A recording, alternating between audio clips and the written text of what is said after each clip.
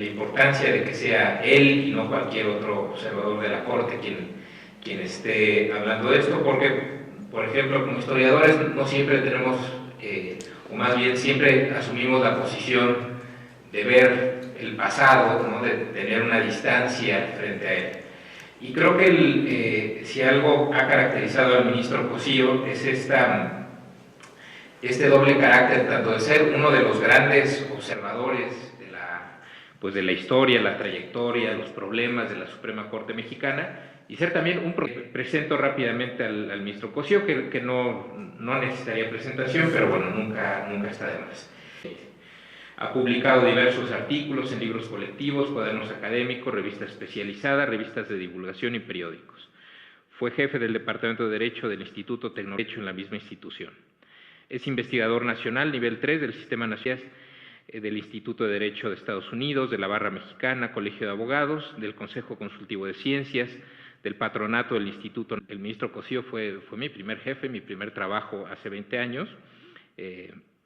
También fue mi profesor de Teoría del Derecho, de Metodología Jurídica y de Derecho Constitucional.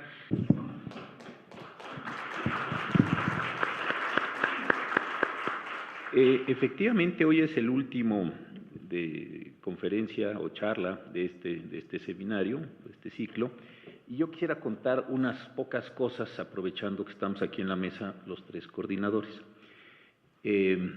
Ya lo dije la primera vez que abrimos el seminario, pero lo que nos interesaba y nos interesa es explorar qué es lo que pasa con el derecho en épocas o en tiempos de cambio, porque no siempre se percibe esto, a veces hay una idea de que el derecho permanece, que es un poco cambiante, poco cambiable, o que los cambios a veces son muy súbitos, muy abruptos, en fin, hay una serie de ideas. Y yo creo que lo que el seminario ha ido mostrando son estas formas que a veces se aviene bien el derecho con el cambio social y a veces no se aviene tan bien, a veces es un obstáculo, a veces es un facilitador, un lubricante, es decir, hay una gran cantidad de fenómenos. Y algo que a mí me pareció muy interesante desde que lo conversábamos, esta fue una idea de Pablo, decía él que muchos de los libros que se hacen como compilaciones, primero se hace el curso y luego se ve cómo se arma el libro y a ver qué cosa queda. Pero Pablo decía, ¿por qué mejor no invitamos? Y en eso Erika Pani estuvo, desde luego, no solo muy de acuerdo, sino muy activa. ¿Por qué no tratamos de pensar antes de hacer el ciclo cómo nos podría quedar un buen libro? Entonces sí vale mucho la pena señalarlo, que próximamente ya están entregándose los trabajos, se harán las revisiones, etcétera, y creo que con un buen estudio introductorio de los tres podemos reflejar los resultados que estamos obteniendo en este trabajo. Por alguna razón que Pablo generó, él me asignó a mí y yo preferí que así fuera, un tema que se llamó la Suprema Corte y los problemas nacionales. Yo quiero contar algo porque esto fue también muy divertido. Yo primero pensé que iba a encontrar algunos grandes momentos históricos de cambios o de problemas nacionales y que esos problemas nacionales iba a ver yo cómo los había tratado o no tratado o maltratado la Suprema Corte de Justicia.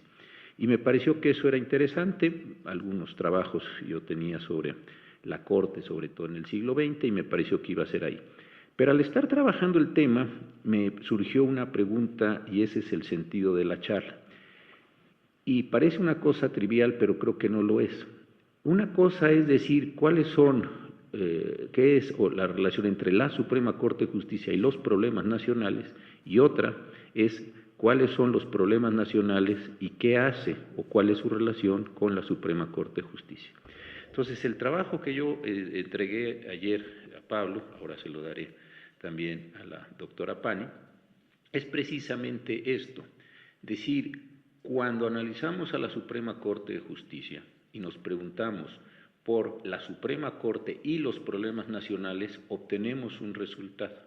Cuando nos preguntamos por los problemas nacionales en sí mismos y luego vemos cómo van a la Suprema Corte de Justicia, se encuentra un resultado, desde mi punto de vista, y eso es lo que trataré de señalar, diametralmente distinto. Y esto creo que no es un asunto trivial y sí nos genera diferencias, no solo metodológicas, que desde luego lo son, pero sí diferencias de resultados y diferencias de aproximación a la Suprema Corte de Justicia o a los problemas nacionales. ¿Qué es lo que me parece a mí que genera esta diferencia? Si ustedes se preguntan o empiezan preguntándose por la Suprema Corte de Justicia, ustedes rápidamente tienen una imagen de una institución del Estado mexicano, una institución de carácter jurisdiccional, asentada muy cerca aquí, al lado del Palacio Nacional, donde estamos 11 personas trabajando. Tenemos unos procedimientos específicos de trabajo, amparos, controversias constitucionales, acciones de inconstitucionalidad, contradicciones de tesis, procesos, formas de discusión, etcétera, etcétera. Lo que ustedes en las actuaciones del Pleno pueden ver lunes, martes y jueves en el canal judicial. Eso es lo que hay. La forma de trabajo de la Corte, aquí hay varios compañeros de la misma que les agradezco mucho su presencia, es relativamente simple. Llegan las demandas, llegan los expedientes, dependiendo del tipo de asunto, se asignan por un rol que va en una forma sucesiva por decanato. Yo soy el primero que recibo asuntos, la última persona que lo recibe es la ministra Piña y volvemos a empezar. Y este es el sistema general. Al presidente no se le asignan asuntos. Hay distintas formas de trabajo en las ponencias. Yo tengo una forma por especialización, algunos otros los turnan generalmente entre los colaboradores, y se le va diciendo los penales para fulano y fulana, los civiles para fulano y fulana, los administrativos, los mercantiles, lo que sea. Se hacen unos proyectos, se revisan, más o menos ya existen patrones de trabajo, y una vez que está listo el asunto, nosotros decimos, lo bajamos a la Secretaría tiene un rol general de listado, se van poniendo los asuntos, se van analizando y se van resolviendo. Pero si ustedes se fijan en esa forma inicial de pensar a la Suprema Corte de Justicia, ustedes ya tienen una institución, ya saben que la institución está ahí, ya saben cómo funciona, ya saben qué hace esta institución. Muy bien. ¿Qué pasa si yo me pregunto, cómo es que la Suprema Corte de Justicia resuelve un problema nacional? Y la respuesta normalmente es lo resuelve bien. ¿Por qué lo resuelve bien? Porque el problema nacional no es un problema nacional en abstracto, sino es un problema nacional que se juridificó en una instancia, en dos instancias, en un proceso con demanda, contestación, periodo de pruebas, periodo de alegatos, sentencias, recursos, etcétera, lo que hacemos siempre en los procesos jurisdiccionales. Visto entonces así el problema nacional, desde la perspectiva de la Corte, el problema queda bastante bien resuelto. Llegan pocos asuntos de corrupción a la Corte, pues sí llegan muy pocos, pero cuando llegan, dado que vienen en un carril, vienen en una forma específica a la Suprema Corte, se dirá, pues la Corte resolvió razonablemente bien el problema. Cuando viene un problema de derechos sociales, de los muy pocos que llegan, sobre la necesidad de darle educación a un niño o la necesidad de darle medicinas a un enfermo, etcétera, normalmente lo que se logra es que ese problema se resuelva bien con la entrega de medicinas, la creación de un pabellón para las personas con VIH-Sida en el Instituto Nacional de Enfermedades Respiratorias, etcétera. Y aquí lo que me interesa destacar es, insisto, que desde la perspectiva de la Corte, y vuelvo en esta tesis, el problema está razonablemente bien resuelto, porque el problema llega dibujado, construido, modelado, podemos usar cualquiera de estas expresiones respecto de la propia Corte. ¿Qué pasa, sin embargo, cuando el problema nacional lo vemos primero como problema y luego vemos cómo este problema entra a la Suprema Corte de Justicia? Me parece que la respuesta es diametralmente diferente. ¿Por qué? Porque si yo veo pobreza como pobreza, desigualdad como desigualdad, corrupción como corrupción, entonces yo ya no me pregunto desde esa perspectiva cómo es que el problema entró a la Corte, sino cómo la Corte contendió con ese problema que tiene su propia génesis, que tiene su propia naturaleza, que tiene su propia forma de ser. Y ahí sí, entonces, la Corte y todos los tribunales del mundo, no este es un problema, nuestra Corte en particular, suele quedar mal. ¿Por qué? Porque la Corte, visto el problema fuera del ámbito jurisdiccional, no queda bien modelado normalmente en términos de la propia Corte. ¿Qué hace la Corte o qué puede hacer la Corte con la pobreza? Pues la verdad, muy poco. Tenemos herramientas redistributivas muy pequeñitas. Tenemos la posibilidad de otorgar amparos a las personas que vienen con nosotros. Pues sí, pero son 10 personas en 10 años. ¿Qué podemos hacer con ella? Decir, pues sí, esta persona con todas las dificultades ganó el amparo, está bien, le damos unas medicinas o ordenamos a una institución de seguridad social que le dé las medicinas. Pero nosotros, enfrentándonos al problema mismo de la pobreza, no somos una instancia o una institución que tenga las capacidades jurídicas, desde luego, para resolver ese conjunto de problemas. ¿Qué puede hacer la Suprema Corte de Justicia como combate a la corrupción? Como combate general a la corrupción, no como resolución del problema de corrupción que ya fue juridificado porque el Ministerio Público acusó. Eso es otra cosa. ¿Qué puede hacer la Suprema Corte de Justicia frente a la corrupción? Muy poco. ¿Por qué? Porque solamente puede resolver problemas. Entonces, a mí lo que me interesó en este trabajo de tiempos de cambio es tratar de entender que es muy distinto hacernos la pregunta sobre o con la linealidad Suprema Corte de Justicia, problemas nacionales, a problemas nacionales, Suprema Corte de Justicia. Y aquí sí creo que hay una serie de los elementos muy simbólicos, muy legitimadores de las propias instituciones judiciales, donde aquello que está concebido para que sea conocido por ellas suele quedar bien resuelto. Entonces, cuando uno dice cómo funciona la Corte, cómo está, pues en general bien. ¿Y cómo funcionan los jueces? Pues en general bien. ¿Por qué? Porque están haciendo aquello que tienen que hacer y a lo cual está dibujado para lo que tienen que hacer. Si uno se pregunta, insisto en esta idea, por lo que es la solución del problema general, ya la cosa no queda tan simple. Y yo lo pensaba en términos de una metáfora, no la puse en el artículo, pero creo que explicativamente es así. Si uno dice, oiga, un tubo de 10 centímetros corre bien el agua, desagua bien el agua, pues sí, desagua bien el agua. ¿Por qué? Porque el tubo está completo, está saliendo el agua como tiene que salir. Oiga, ¿y ese tubo es suficiente para desaguar todo el agua de toda una casa, residencia, colonia, ciudad? Esa es otra pregunta completamente diferente. Y entonces creo que aquí sí tenemos que tener una perspectiva adecuada para saber qué hacemos con estas instituciones en los tiempos de cambio. En concreto, yo lo que hice fue tomar las encuestas nacional de victimización y percepción sobre seguridad pública, la ENVIPE del 2017, y aleatoriamente dije, voy a tomar esta encuesta que es muy reciente y muy importante. Segundo tema que establece, ¿cuáles son las cosas que hoy le preocupan más a los mexicanos? La impunidad, la corrupción, el desempleo y la pobreza en ese orden. Como yo quería tratar el tema primero de Suprema Corte y problemas nacionales, entonces tomé impunidad y corrupción. Y dije, ¿cómo corre la impunidad y corrupción cuando la Corte está conociendo de procesos de impunidad y corrupción? Pues corre bien. ¿Cómo corre el desempleo y la pobreza? Como problemas nacionales, no como formas judiciales de conocimiento, corre muy mal. Porque la Corte puede hacer poco con el desempleo y puede hacer poco con la pobreza.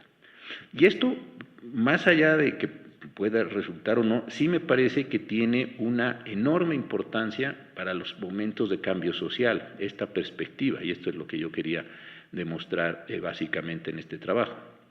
¿Por qué creo que tiene importancia? Porque no es lo mismo pensar que lo que la Corte está haciendo con un problema nacional que ya fue juridificado, a pensar cómo la Corte contiende contra un problema nacional no juridificado. En el primer caso, lo que solemos hacer los abogados son correcciones rigurosamente marginales a los propios procesos de los que ya conocemos. Es muy grande el plazo de 15 días, que sea de 10. Es muy grande el periodo probatorio, que se reduzca.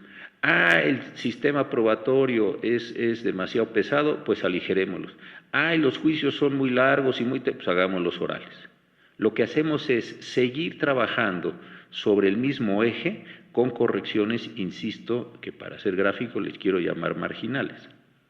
Cosa distinta es que nos preguntáramos, dejando de lado la existencia de los procesos actuales, cómo debiéramos rediseñar una institución para efecto de que contienda con el problema nacional en sí mismo y no con la forma en que el proceso o el problema nacional está juridificado. Y esto sí creo que nos lleva a una ingeniería o a una reingeniería completamente distinta. ¿Cómo contiende la Corte con unos problemas de pobreza, de desigualdad, de desempleo, etcétera? Ahí viene una pregunta importantísima en términos jurídicos. Primero, ¿queremos que la Corte contienda de verdad contra esos problemas o no? ¿Queremos que la Corte sea un ente redistribuidor de ingreso, que nosotros podamos asignar partidas o eso lo queremos dejar en el ámbito de lo político? Eso es el problema del Congreso de la Unión. Ellos tienen su ley de ingresos, su presupuesto de egresos, ellos determinan si este año le dan 2% más o menos a educación o a salud o a lo que sea. ¿O queremos que la Corte también se meta en eso? Si nosotros queremos que la Corte se meta en eso, entonces tenemos que pensar los procesos de una forma distinta.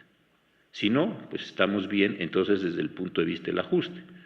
Yo en lo personal no creo que la Corte deba ser un órgano que ande redistribuyendo dinero, no veo por qué tendríamos que hacer en esa magnitud el presupuesto de egreso. Pero sí creo que esto es una pregunta importante, porque entonces lo que nos demuestra es, está bien, nos gusta que la Corte siga haciendo lo que está haciendo, que lo haga mejor, que sea más eficaz en el desarrollo de sus propios presupuestos, que siga mejorando alrededor de su eje central, y así está bien como está. O sí nos gustaría que la Corte contendiera ya no solo con el proceso mismo, sino contra el problema en sí mismo. Entonces un diseño jurídico completamente diferente. Y no me refiero solo aquí a pobreza o a estos temas, sino a cualquier otro problema nacional. Y yo creo que esta es la tensión que vivimos los tribunales en los tiempos actuales. Hay personas que están muy convencidas y muy satisfechas con lo que hay y siguen creyendo que el amparo, por ejemplo, como se transformó en 2011 y después con la ley correspondiente, debiera desarrollarse, modificarse, pero a partir de sus propias condiciones. Del interés jurídico pasamos al interés legítimo, eso abrió un poco, de los efectos muy particularizados y relativos abrimos otro poco más, y así sucesivamente. Pero si ustedes se fijan, es un desdoblamiento desde su propio eje. Cosa bien diferente, es decir, pues no queremos ni siquiera que sea el amparo, queremos que los tribunales, por las condiciones que estamos viviendo, hagan cosas radicalmente distintas y las hagan con procedimientos, desde luego, radicalmente distintos.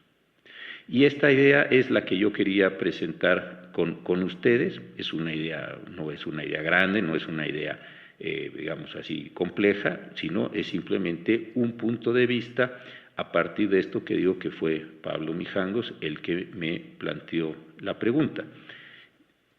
Podría haber hecho un trabajo de carácter histórico y ver momentos concretos con los cuales la Corte ha contendido. Ahorita, por ejemplo, estamos contendiendo con problemas muy serios, estamos contendiendo con tortura, estamos empezando a contender con desapariciones forzadas como parte de un proceso. Estamos contendiendo con problemas muy complicados de evolución general de la familia, de los modelos de familia y de las relaciones familiares en general. Aquí hay varias personas que trabajan en la Corte y saben que eso que estoy diciendo es así, y eso también se puede ver. ¿Qué está haciendo la Corte con la familia, con la tortura, con la desaparición, con las telecomunicaciones y los asuntos que ustedes ven cotidianamente en los medios? Esa es una manera de entenderlo. Pero sí me parece que había que detenerse un poco antes y preguntarnos un poco antes qué es aquello que estamos analizando. La forma en que la Corte, dentro de sus carriles, dentro de sus procesos, dentro de sus formas, procesa problemas, o el problema primero y después la manera en que éste es procesado por la Suprema Corte de Justicia. Termino entonces diciendo, una forma es decir, siempre que venga un problema de corrupción y este se haya jurificado por una denuncia penal, por un proceso, etcétera, etcétera, por una sentencia y se sancione a un sujeto, bueno, pues en general podemos contender bien con él. Hay que aplicar el Código Penal o la Ley de Responsabilidades Administrativas, hay que hacer varias cosas ahí hasta llegar a la sanción. Y todo está en sus condiciones propias de sus reglas. Y lo interesante de esto es que ahí se demuestra este carácter muy autorreferente que tiene el derecho. Está bien porque las normas dicen que está bien, se hizo bien porque se hizo conforme a las normas, esta condición muy autorreferente. Una cosa completamente diferente es, insisto, ver el problema, vamos a decirlo así, en bruto, el problema en términos estadísticos, el problema en términos personales, el problema en términos morales, etcétera, y luego ver si eso, que es un problema en sí mismo, es o no es posible de ser resuelto mediante los procesos y los tribunales en este sentido. Creo que con esta aproximación, un poco metodológica, insisto, sí se pueden ordenar después el modo de mirar, el modo de tratar fenómenos, y entonces sí empezar a ordenar algunas condiciones de materiales, voy a decirlo así, históricos, que estamos produciendo en la Suprema Corte de Justicia. Entonces, sí, yo aquí lo dejaría, no sé si Eric Pani o Pablo Mijangos quisieran comentar algo, si no podemos abrir algunos comentarios o críticas, lo que ustedes dijeran alrededor de estas ideas que he tratado de presentar de manera muy sintética. Muchísimas gracias.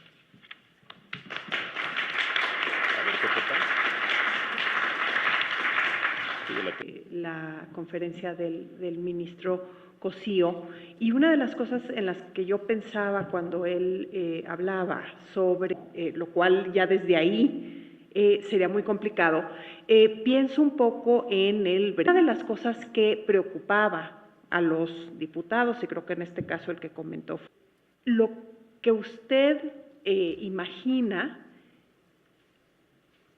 es una corte que legisla paralelamente el cuerpo representativo, porque no hay que olvidar que el ser magistrado y ministro es muy complicado, pero no es un proceso democrático.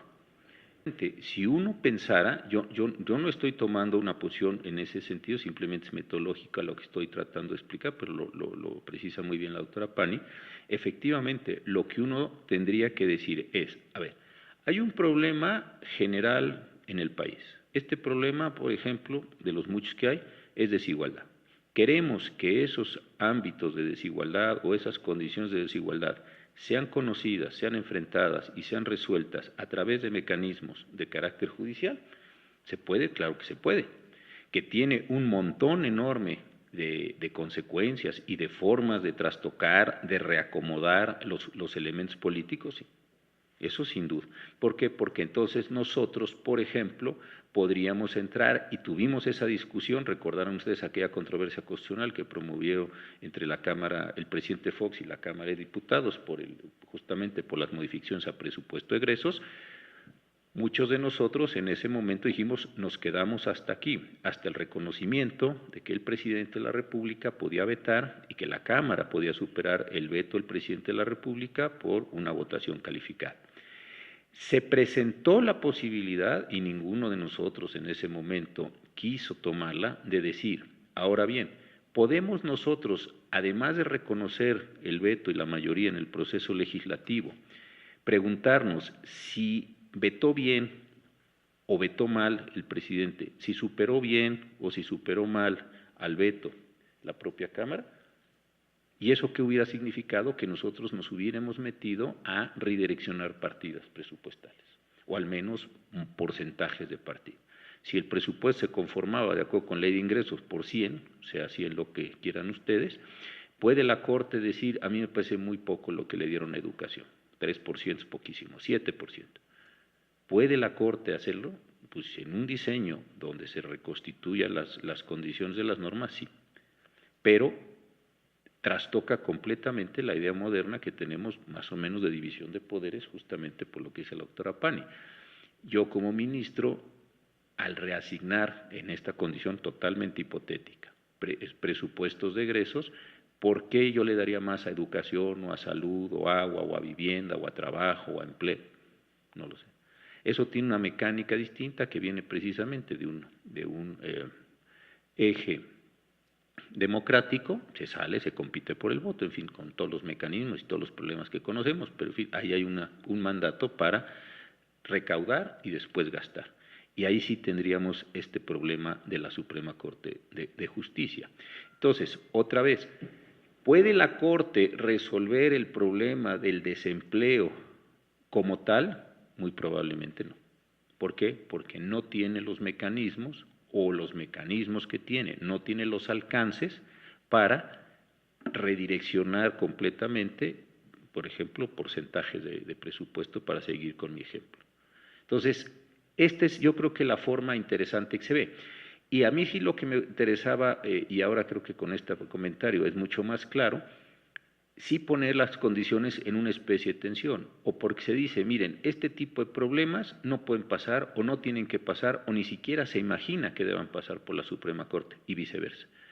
La Suprema Corte está resolviéndolo todo perfectamente, está resolviendo lo suyo, pero no está resolviendo otros ámbitos de la sociedad que no le corresponden, o la condición de viceversa en este mismo sentido. Bueno, ¿no? Ha sido una oscilación bastante dramática, ¿no? De unas primeras décadas en que pues, la Corte, las constituciones están tratando de encontrar su lugar, su función, su funcionamiento, ¿no? De entender de qué va esta cosa del gobierno republicano. Después, otra época de un enorme activismo después de la reforma liberal, una época que termina de manera abrupta con la caída del presidente Lerdo y también del presidente de la Corte, José María Iglesias. Después, otra época constructiva, pero en la cual la Corte queda un poco a la sombra del Ejecutivo, que fue la época porfiriana. Y finalmente, pues, la Constitución de 17, lo que intentó hacer originalmente con la Corte era, pues, primero profesionalizarla y sobre todo asegurar su independencia, reafirmar su papel como gran intérprete de la Constitución, como la voz última dentro de la aplicación de esas grandes reformas que se introdujeron en la Constitución de 17. Y ahí empezó el problema porque, pues, en los primeros 20 años de vigencia de la Constitución, pues, hay una Corte que está a través incluso de estos medios que pueden ser modestos, como los subrayó el ministro, pero no por ello menos importantes, como el juicio de amparo, pues empezaba a posicionar sobre la reforma agraria, ¿no? Las juntas de conciliación y arbitraje, el petróleo, etcétera, etcétera. Y poco a poco la clase política, en un momento de consolidación del régimen, de mayor autoritarismo, pues fue excluyendo a la Corte, ¿no? Sacándola un poco de la jugada, a veces de manera bastante brusca, ¿no? Como, por ejemplo, eliminar el amparo en materia agraria en 1931, hasta de subordinarla completamente al Ejecutivo en la época de Cárdenas, ¿no? Después de eso vinieron otros 40 años en los que, pues, la Corte también siguió jugando un papel importante a nivel nacional, pero otra vez nuevamente a la sombra del Ejecutivo. Y entonces en 1994 viene esta gran reforma judicial, de la cual el ministro Cosío pues sabe muchísimo, y esa reforma judicial le volvió a atribuir un papel importante a la Suprema Corte dentro del sistema político mexicano, dentro del sistema constitucional. Y poco después de esa reforma vino también otro cambio político de una mayor pluralidad, ¿no? La pérdida del control que tenía el PRI en la Cámara de Diputados, y eso fue reafirmando la importancia, el papel que tenía la Corte como gran árbitro de las disputas políticas, etcétera. Después de eso le fuimos sumando el tema de los derechos humanos, ¿no? Cuando finalmente llegó ese movimiento que ya llevaba tiempo en otros países, pero a principios de este siglo empezó a cobrar cada vez más fuerza ese lenguaje, esa insistencia. Y entonces la tendencia ha sido, en los últimos 15 años, a ir atribuyéndole más funciones, más papeles, más competencias a la Corte, y también inflar mucho las expectativas, cosa que incluso la propia institución se ha encargado de hacer, si ustedes escuchan en el radio los comerciales de la Corte, ¿no? Y lo que nos dice el ministro creo que es una cosa que hay que pensar muy en serio, porque lo que nos está diciendo es que, bueno, no nos olvidemos que la Corte finalmente, a pesar de que tiene estos poderes, ¿no? Vía las controversias, las acciones, etcétera, vía la reforma de derechos humanos, no deja de ser limitado lo que puede hacer, sobre todo frente a problemas bastante amplios. Entonces, mi pregunta, mi inquietud en ese sentido es, ¿qué va a hacer la Corte para lidiar, por un lado, con esta, digamos, parcialidad de los medios que tiene, que no pueden alcanzar a resolver todo, que es realmente difícil que un asunto llegue a la Suprema Corte, y por otro lado, las expectativas sociales que existen de la Corte? ¿Cuál es, en su opinión, el horizonte que le espera a la Corte en esto? ¿Una crisis en un punto tal que la Corte o el sistema político no la pueda resolver? ¿O qué cambios son necesarios para encontrar un equilibrio más funcional en el papel de la Corte? Sí, muchas gracias al doctor Mijangos. A ver, es un asunto bien complicado, porque recordarán ustedes que cuando se da la reforma de 1994, fue una reforma muy traumática. En diciembre, 4 de diciembre, el presidente Zedillo presenta su iniciativa, la reforma queda publicada en el Diario Oficial de la Federación el 31 de ese mismo mes de diciembre y entra en vigor al día siguiente. Y dentro del mes de enero de 1995 el país no tuvo corte. Esto ya había sucedido con el presidente Cárdenas, que es el caso que refiere el doctor Mijangos, ahí no solo con los jueces, solo con la Corte, sino con los jueces y con los magistrados. Fue una cosa diferente y mucho más violenta. Entonces, me parece que la Corte de entonces, lo que le llamamos la novena época, hizo un trabajo excepcional en varios sentidos. Lo primero fue generarse una propia legitimidad y tomó como discurso, como narrativa general, la idea del Tribunal Constitucional. ¿Por qué? Porque esa había sido la que permitió la reforma de 87 y la reforma de 94. Entonces la Corte se ve a sí misma, se cuenta a sí misma como Tribunal Constitucional. Inclusive después apareció el eslogan, efectivamente, en el canal judicial, unos años después, de Tribunal Constitucional del Estado Mexicano. Y esto sí creo que fue interesante. Si ustedes también se fijan, lo que hizo la Corte en aquellos años fue aliarse con un conjunto de tribunales constitucionales del mundo, el español, el alemán, el italiano, en fin, los tribunales grandes, el colombiano, y empezar a jugar en esa liga. Y esto me parece que fue de la mayor importancia para legitimarse y decir, nosotros estamos aquí, somos productos de una reforma muy traumática, una reforma que era necesaria para pasar de la legalidad a la constitucionalidad, 1, y 2, para tener el estatus, vamos a decir así, de garante completo de la Constitución. Esto fue central. Ahora, ¿qué sucede después? En 2011, también lo decía el doctor Mijangos, empezamos con un crecimiento de derechos humanos. Yo creo que hasta ahí no había habido grandes problemas porque eran problemas básicamente competenciales. Lo que se estuvo resolviendo en esos años, si ustedes se fijan, era si la federación podía hacer tal o cual cosa en materia de aborto, o si le correspondía a los estados, o si los estados podían legislar sobre tales y cuales materias, en fin. Yo creo que con este boom de los derechos humanos, un boom que tiene que ver en una parte simbólica, en una parte retórica, en una parte normativa y en una parte de enorme necesidad por los problemas que se empiezan a presentar en materia de seguridad y de creciente desigualdad en el país. Esto me parece que es central. La Corte sí creo que quedó un poco entrampada entre una crisis de seguridad y una necesidad de apoyar, desarrollar derechos humanos. Y a mi parecer ahí es donde nos encontramos. Yo tengo la sensación de que en general en el país seguimos hablando en términos muy retóricos de derechos humanos, pero mi sensación, y no me he sentado yo a medirlo, pero creo que es medible, que empezamos a tener una contracción en materia de derechos humanos. ¿Qué cosas que estábamos protegiendo? Ya no estamos protegiéndolas, o las estamos protegiendo de modo diferente, o estamos generando excepciones a la protección. Esta es una intuición. ¿Se puede esto hacer? Sí, hay simplemente tomar temas y más o menos ver los puntos más altos del desarrollo y después la manera en la que desciende, y así sucesivamente. Entonces, creo que sí estamos entrando en un problema muy complicado y que en el futuro lo vamos a seguir teniendo. Por un lado, hay un sector de la sociedad que quiere más seguridad a una costa de derechos humanos. Y hay otro sector de la sociedad que le parece que los derechos humanos es la forma precisamente de racionalizar esa inseguridad, esa violencia que estamos viviendo. ¿Cuál de estas dos tensiones va a prevalecer?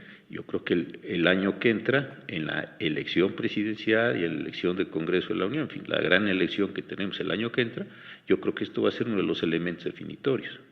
¿Es más seguridad con menos derechos humanos o son más derechos humanos y menos seguridad? Creo que esto no es que yo lo esté postulando, ni me parezca a mí mi posición, simplemente estoy tratando de describir un fenómeno. Creo que esto va a tener inclusive algún carácter plebiscitario el año entrante, porque dentro de las campañas se va a plantear ese asunto. Y ahí sí la Corte me parece que va a tener, o vamos a tener, yo todavía estaré hasta noviembre del año que entra, casi dentro de un año, esta situación de gran tensión. Yo desde luego entiendo que nuestro mandato es mantener la Constitución como está, para eso se nos pide que la protestemos, para eso es el mandato, etcétera. Pero, insisto, también creo que vamos a tener una enorme presión social para decir, es muy complicado llevar a cabo una lucha contra la delincuencia organizada, contra la inseguridad, contra todo lo que está, contra feminicidios, contra violencia, todo, con esos estándares tan altos de derechos humanos. Creo que este es, efectivamente, como lo plantea el doctor Mijangos, un problema importantísimo. Y otra vez vuelve a llevar a la discusión, que ya la hemos empezado a ver, y la ven ustedes con toda la parte de juicios orales. ¿Cuál es la discusión que estamos teniendo ahí? Se nos fue de la mano. Los juicios orales son demasiado garantistas. Ahí ustedes vayan recopilando voces que lo van señalando. Tuvimos que liberar a 11,000 presos en la cárcel, cosa que no es cierto. Tuvo que pasar esto, tuvo que pasar lo otro, y esto es culpa de la reforma, o es culpa de la manera como los jueces están entendiendo la reforma. Sí me parece que va a ser un asunto muy importante, y insisto, de desarrollo del año que entra. Yo he escuchado, y seguramente ustedes, y lo han visto en los medios, etcétera, que a lo mejor es el momento de quitarle algunos de los filos más garantistas a la reforma para que existan ciertas posibilidades más adecuadas, más fuertes, más libres de persecución de los delitos y combate a la criminalidad en general. Y ahí es donde me parece que vamos a tener este movimiento. Por otro lado, también veo una contracción, no en la parte ya de los derechos que le llamamos de seguridad, sino en la parte de los derechos prestacionales, en la parte de los derechos materiales, de tener una expectativa muy grande de vamos a satisfacer todos los derechos de todas las personas en las mejores condiciones. Vamos otra vez, y vean ustedes cómo están estos discursos también, de no es posible la satisfacción completa de todos estos derechos. Yo observo también que hay una contracción en ese mismo sentido. Y aquello que yo creí que habíamos superado en algún momento, que los derechos sociales son normas programáticas, que ese era el discurso con el cual empezó todo el proceso de transformación de los derechos sociales a comienzos de los años 70, me parece también que empiezan a tener una restricción en ese sentido. Es decir, no le podemos dar a todas las personas de todo el país, en todos los casos, todos los derechos, para ponerlo rápido, que están en el cuarto constitucional. No es que sea mi posición, es que esa es la manera como me parece que está habiendo un acomodo entre esto, que es pues una realidad presupuestal, una inflación del 6,5, una recaudación y tal, contra unos derechos que pues desde luego son costosísimos. Entonces sí creo que esto le está generando tensiones muy importantes. Y ahí quiero regresar a lo que yo vi. Si la gente empieza a percibir el problema como problema, no el problema como lo está resolviendo la Corte, sino el problema como problema, y después se pregunta, ¿la Corte está resolviendo bien o mal el problema? Creo que sí se puede abrir un frente o un flanco crítico hacia la Corte, que eso es lo que creo que quería llegar el doctor Mijangos. Si por el contrario no se ve el problema como problema, sino la manera como la Corte está contendiendo con él, pues entonces será un asunto de ver cómo reformamos la Ley 8 o la Ley 32. Es decir, creo que ahí es donde vamos a tener una discusión mucho más grande que una mera celebración de cuán bueno es el amparo o cuán grande es el artículo primero constitucional, etcétera. Creo que sí nos va a llevar a un cambio de perspectiva, o al menos nos puede abrir una discusión de perspectiva sobre lo que está sucediendo en el caso concreto con la Corte. Bueno, de carácter más informativo. ¿Qué medios o procedimientos se requieren para que un problema pueda llegar a la Corte, en primer lugar? Pueden llegar a la Corte. Yo de que llegué acá estamos teniendo un ingreso más o menos del 100% mayor. Es muy grande y esto tiene que ver, ahora explico con qué. Pero ¿cómo se llega a la Corte? Se llega con amparos en revisión, cuando se estén combatiendo leyes, o voy a ser muy general, no voy a entrar en la regla y la excepción de la regla, porque aquí estamos, esto solo toma un curso completo, un semestre completo y a veces hasta un año completo en la carrera de Derecho. Entonces, muy rápidamente. ¿Qué llega a la Corte? Por vía de amparo, los actos de autoridad, federales, locales o municipales, que hayan violado algún derecho humano, derechos humanos de fuente constitucional o de derechos humanos de fuente convencional, los que están en los tratados o los que están en la Constitución. Y existen varias posibilidades, se pueden combatir normas generales, actos concretos de las autoridades, leyes, reglamentos o actos concretos. Eso es una posibilidad. Y también pueden llegar controversias constitucionales y acciones de inconstitucionalidad. Ahí en las controversias disputan entre sí órdenes jurídicos, Federación, Estados, municipios o Ciudad de México, o órganos concretos, Presidente de la República, Cámara de Diputados, Cámara de Senadores, gobernador contra la legislatura, etcétera. Más o menos eso. Y las acciones de inconstitucionalidad son porcentajes de las legislaturas de los estados, las comisiones de derechos humanos, el Procurador General de la República o los partidos políticos en materia electoral. Y eso es más o menos lo que llega. Entonces, sí tiene un rango de visión la Corte muy amplio, muy amplio. ¿Puede entrar a una gran cantidad de problemas? Sí, siempre que esos problemas se hayan juridificado previamente, que se hayan hecho litigio. Un problema puede ser un problema para alguien gravísimo, pero ese problema nunca se alcanzó a hacer litigio. Y si no se alcanzó a hacer litigio, no va a entrar en el conocimiento. Andrés Lira, que es un extraordinario historiador del derecho, amigo de muchos de nosotros, señalaba, por ejemplo, la condición de los pueblos de indios a finales del siglo XIX, no tenían la capacidad de litigar como pueblos de indios. Entonces, para los habitantes de esa zona, de ese pueblo, de esa región, de ese grupo, lo que ustedes quieran, podría ser el problema más grave de la vida. Podían litigar, sí, en lo individual. Y o sea, yo quiero litigar como grupo tal, a mí me da, a usted litigue como don Juan o como doña María o como lo que sea, pero como grupo, como colectivo, no. Que ese grupo pierda, distorsione su litigio y acabe simplemente teniendo un remedio litigioso frente a lo que era su conflicto y su problema, a eso claramente pasa.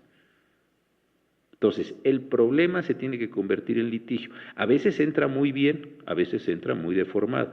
Y luego en la sentencia, a veces se resuelve bien y a veces se resuelve muy deformado. Y la gente dice, es que yo no quería. Bueno, pues eso es lo que hay, porque estas son las formas jurídicas de lo que hay. Y esto es un tema bien interesante. Entonces, si se ve otra vez el problema nacional, cualquiera que sea, la manera en que ese problema nacional entra, se transforma, se modula, se resuelve, pues puede ser que esté bien o puede ser que no esté bien. El espectro de conocimiento de la Corte es grande, caen muchas cosas, digamos, en esa red, voy a ponerlo en esta metáfora, en esa red muchas cosas quedan, pero otras cosas no quedan. Y ahí entonces es otra vez la pregunta segunda. ¿Se puede confiar en la institución? Pues sí, se puede confiar en lo que la institución tiene determinado hacer. Ahora, queremos, y lo preguntaba muy bien la doctora Panio, lo comentaba muy bien, ¿queremos que la institución haga otras cosas? Se puede, desde luego se puede. Nada más que sepamos qué es lo que estamos perdiendo. Hay tribunales en el mundo que dictan, voy a poner el caso colombiano, unas sentencias que le llaman de carácter estructural. La Corte de Constitucionalidad de Colombia dicta estas sentencias y, por ejemplo, tienen el caso muy grave allá, y aquí empieza a ser también un problema de importancia, el caso de los desplazados, personas que no pueden vivir donde quisieran vivir porque hay violencia hasta hace unos meses o años de la guerrilla, de los paramilitares, de los narcotraficantes, en fin, una situación muy complicada. ¿Qué hizo la Corte de Colombia? resolvió el caso de unas personas concretas, pero dijo, para resolver el caso de las personas desplazadas, voy a imponerle al Estado todas estas obligaciones. Alguien puede decir, oiga, pero ¿por qué tanto si nomás vinieron 2 personas o una persona?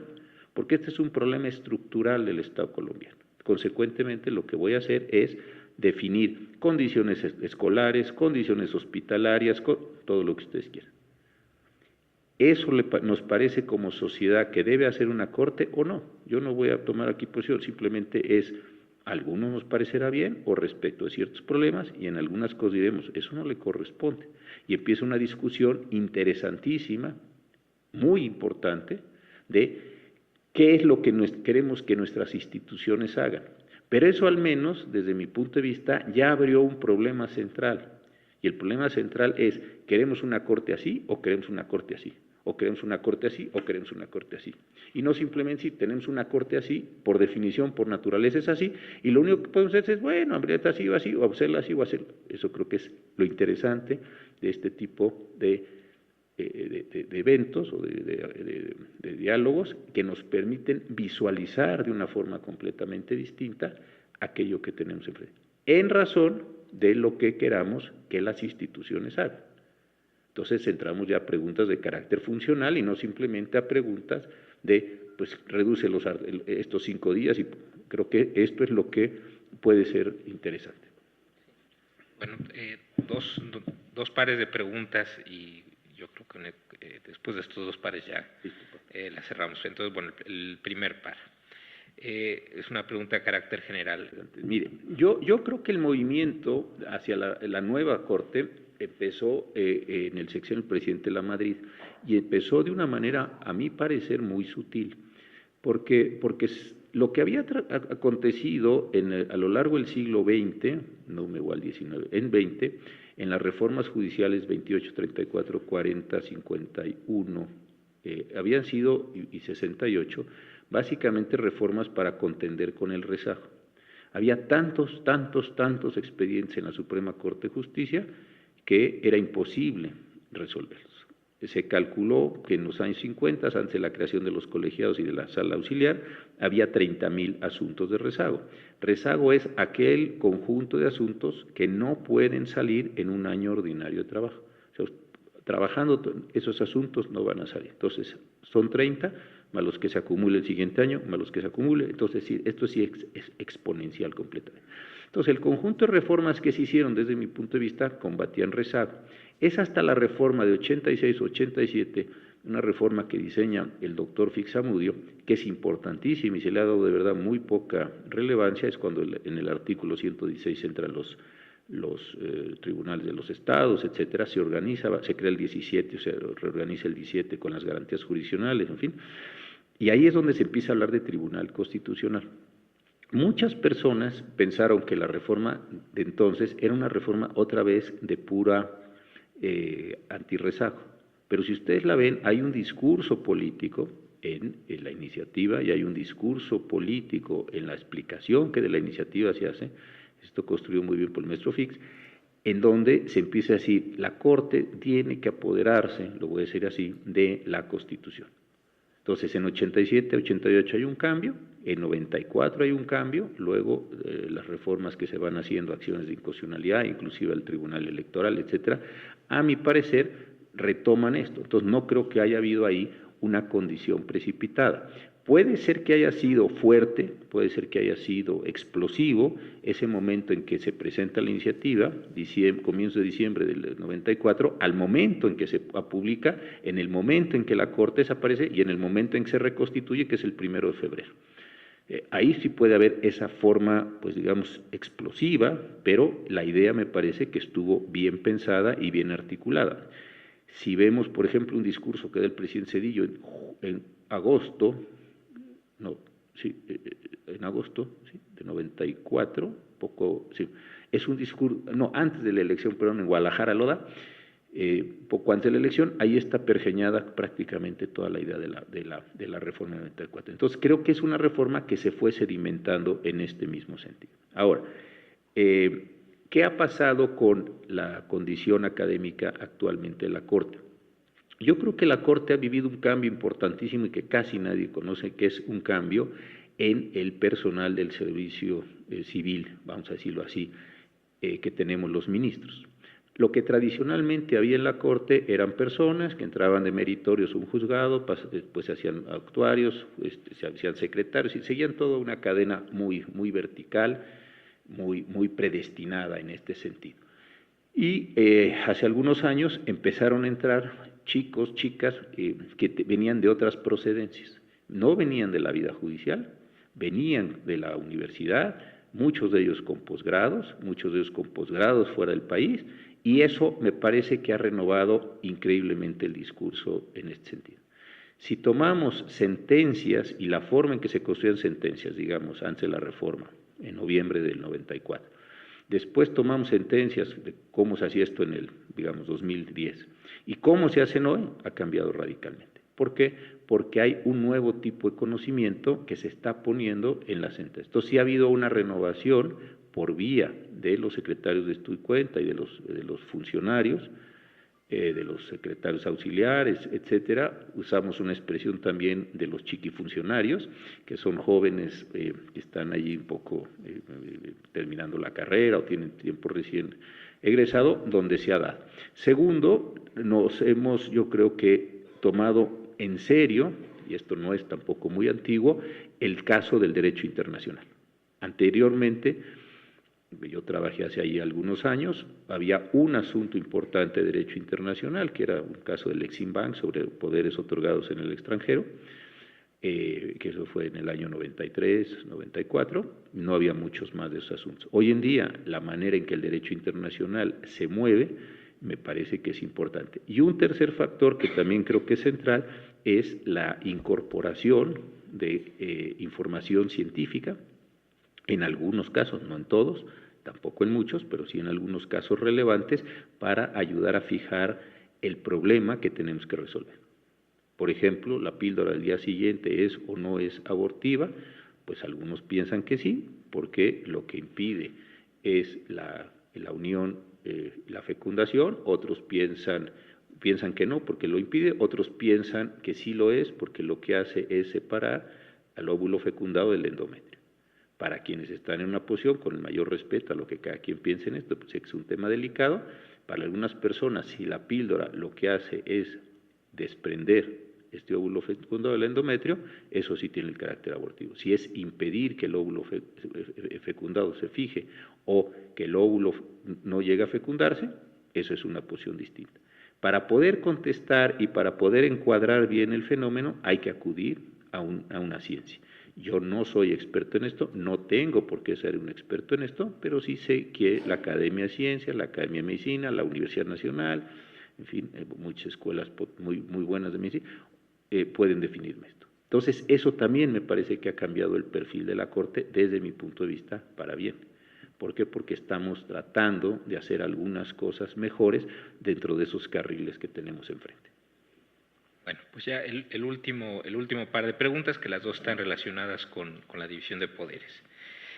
Quisiera que el juez constitucional está legislando a la par con el legislativo, tomando como ejemplo específico la Corte. Hoy día existe jurisprudencia que considera inválida cualquier disposición que establezca que el matrimonio solo puede darse entre un hombre y una mujer. Y la segunda es, considerando que la Corte no tiene los mecanismos o todos los mecanismos necesarios para resolver problemas nacionales de forma directa. El primer problema es muy importante. Yo creo que esta idea más antigua que tuvimos de la división de poderes hace mucho tiempo, desde mi punto de vista, que no funciona así. Si uno recuerda lo que dice en el espíritu de las leyes, se acordarán ustedes que era una diferencia funcional que se asignaba a distintos órganos, pero adicionalmente, y esto luego pasa desapercibido, estos órganos estaban conformados por individuos de distintas clases sociales. Hay que acordarse de eso, el monarca era el ejecutivo, la aristocracia el parlamento y la burguesía incipiente entonces eran los juzgadores. Entonces, sí había una diferencia central en esto. Yo creo que ese modelo subsiste más o menos, pero esta es una discusión que muchos aquí conocen. Cuando se empieza a generar la idea del Tribunal Constitucional en 1920 en la Constitución austriaca, ¿Qué es lo que sucede allí? Que se piensa en principio, y así lo pensaba Kelsen, que el Tribunal Constitucional iba a ser solo un legislador negativo, que lo que iba a hacer era anular las leyes que eran contrarias a la Constitución. Entonces, en esa posición de legislador negativo, aparentemente no había una invasión. Simplemente decir, usted, señor legislador, se pasó, dijo cosas que no estaba usted autorizado a decir, o hizo cosas que no estaban dentro de sus competencias, por ende, el resultado general es que su ley va a desaparecer. Muy bien. ¿Qué es lo que pasó inmediatamente después? Que para poder declarar esa ley inconstitucional se tienen que decir muchas cosas de la Constitución. Y al decirse muchas cosas de la Constitución, ya se sabe que el legislador que después tenga que hacer la nueva ley va a quedar vinculado por esas formas de expresión de la propia Suprema Corte. Si yo digo que el derecho A es de este tamaño y con motivo de que es de este tamaño tengo que destruir una ley que era mucho más extensa, pues ya sabe el legislador que viene detrás que el derecho A es de este tamaño, que todo lo que diga en contra de A va a ser diferente. Ahí hay un problema desde el comienzo, yo creo que él se lo vio, pero lo dejó pasar, pero se ha presentado en estos casos. Entonces, ahí hay una primera cuestión. Segundo, tiene razón la persona que pregunta en cuanto a que nosotros en el caso de matrimonio igualitario hemos dicho que está permitido, etcétera, etcétera, lo que ya sabemos, pero eso efectivamente, y lo dice bien, eso está en la jurisprudencia. La jurisprudencia existe en México desde 1800... Desde la época de Vallarta. Desde 70 probablemente.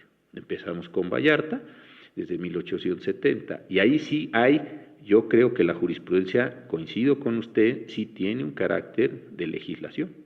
En eso no lo desconocería. La jurisprudencia es una manera de legislar. No en la forma tradicional de congreso, etcétera, etcétera, etcétera, pero sí tiene el carácter de una forma de crear, si no quieren usar la expresión legislar para que no nos asustemos, de crear normas de carácter general, abstracto e impersonal. Entonces sí hay un problema, insisto. Ahora, ¿qué es lo que estamos viviendo entonces? Es un reacomodo, un ajuste del principio de división de poderes. Y es un ajuste que se ha generado por la necesidad. ¿Por qué se genera por la necesidad? Porque como modelo político jurídico está esto desde al final de la Segunda Guerra Mundial. Como modelo ya de contención de la propia democracia, esto se expandió en el mundo después de la Segunda Guerra Mundial y se expandió por buenas razones. ¿Por qué? Porque se desconfió de que los cuerpos representativos, los legisladores, pudieran tomar un conjunto de decisiones a veces increíblemente malas. ¿Cómo decir, toda vez que yo soy un legislador, toda vez que yo soy electo democráticamente, pues voy a hacer una ley donde yo termine con una comunidad o pueblo y estoy autorizado jurídicamente a armar prácticamente un genocidio desde el punto de vista legal? Entonces, ¿qué fue la reacción a ese modelo? Es decir, esto no puede suceder. ¿Por qué? Porque ya vimos que hay legisladores o procesos democráticos que generan locos y locuras. Entonces, ¿qué es lo que tenemos que hacer? Entender que hay un órgano que administra la Constitución. Ahora, ¿hasta dónde administra la Constitución y hasta dónde está sustituyéndose? Yo creo que este es un proceso de una enorme tensión y una permanente tensión en este caso. Eso sí, el que diga que tiene la claridad, pues será, yo creo que o no alcanza a comprender la complejidad de las cosas o tiene una visión demasiado simple del asunto, pero de que hay una tensión de hasta dónde podemos decir cosas y hasta dónde nos tenemos que contener, esto me parece que es importante. Eso lo que indica es la importancia que tiene la Suprema Corte de Justicia de aquí y prácticamente hoy en día de cualquier país del mundo, y es esas tensiones que ustedes están viendo todo el tiempo en ese caso. Y eso también puede generar en ciertos momentos históricos desequilibrios. Hay momentos históricos, el caso muy conocido en los Estados Unidos, muy criticado desde ciertas perspectivas, muy aplaudido desde otras, es la presidencia de Warren, ¿no?, como Chief Justice en los Estados Unidos, y la forma en que la Corte de Warren expandió una enorme cantidad de derechos. los derechos de aborto, de voto, de matrimonio también entre personas de distintas razas, etcétera, etcétera. Entonces hay momentos históricos donde pareciera que las Cortes se van, hay momentos históricos donde las Cortes están más contenidas. Hay explicaciones por qué suelen suceder, hay Cortes que están entendiendo que si no son ellas las generadoras de cambio social, la sociedad puede entrar en un proceso muy destructivo. Hay momentos en los que las Cortes se restringen porque ahí hay una variedad enorme de problemas en ese mismo sentido. Pero que sí hay una tensión inherente, lo voy a decir así, a la división de poderes en este mismo sentido, desde luego que lo hay. Y me parece que eso hay que estarlo registrando con cuidado, más allá de estos actos a veces muy celebratorios, donde estamos de acuerdo con la Corte porque sostuvo la posición que a nosotros nos parece bien, o desechó la que a nosotros nos parece mal, como si fuera una pelea de box y simplemente levantamos la mano al ganador y al perdedor. Creo que la cosa es mucho más complicada y hay que estar revisando periódicamente dónde se están produciendo estas tensiones entre democracia, entre derechos, entre división de poderes, entre legislación, entre jurisprudencia, etcétera. Bueno, pues muchas gracias al ministro por esta estupenda conferencia y también por compartirnos sus opiniones pues de una institución y de un momento histórico en el que él, insisto, no solo ha sido un observador, sino también un protagonista. Y bueno, además de insistir en algo que dijo el ministro sobre la importancia de seguir lo que hace la Suprema Corte, y yo creo que de manera más amplia de seguir la vida jurídica y judicial de México, que muchas veces pasa desapercibida en los grandes debates de la opinión pública. Parece que el único tema relevante es discutir el tapado, ¿no? Me parece también correcto terminar este ciclo haciendo algo, una mención expresa de la gente que nos ha ayudado a concluirlo. Ha sido mucho más trabajo del que ustedes se pueden imaginar, y este ciclo pues no hubiera sido posible de entrada sin el patrocinio de 4 instituciones. En primerísimo lugar, el Colegio Nacional, pues que nos abrió las puertas, que nos ayudó con todo el trabajo de divulgación, organización, etcétera, y por toda su ayuda a lo largo de este año. También agradezco a nombre de los 3 coordinadores, al Colegio de México, a su presidenta Silvia Gorgiuli, también a el Centro de Estudio, a la Academia Mexicana de la Historia y a su director actual, Andrés Lira.